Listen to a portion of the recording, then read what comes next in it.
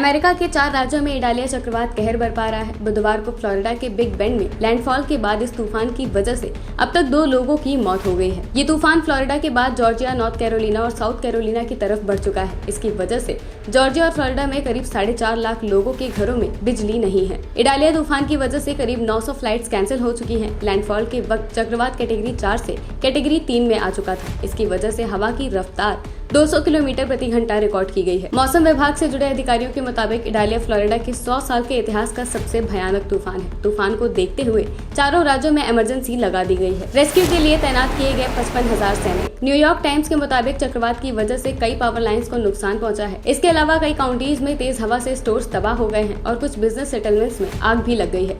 बुधवार को लैंडफॉल से पहले फ्लोरिडा की 30 काउंटी में लोगों से घर छोड़ने की अपील की गई थी। करीब 55,000 सैनिकों को राहत और बचाव कार्य के लिए तैनात किया गया था। गवर्नर के घर के पास 100 साल पुराना बंदूक का पेड़ टूटा। फ्लोरिडा के गवर्नर डिसेंटिस ने बताया कि फिलहाल उनका फोकस राहत कार्य पर है। राज्य में तूफान की वजह से कितनी तबाही हुई है, इसका पूरा आकलन किया जाना अभी बाकी है। फ्लोरिडा टैलहैसी में तूफान का असर डिसेंटिस और उनके परिवार ने भी महसूस किया।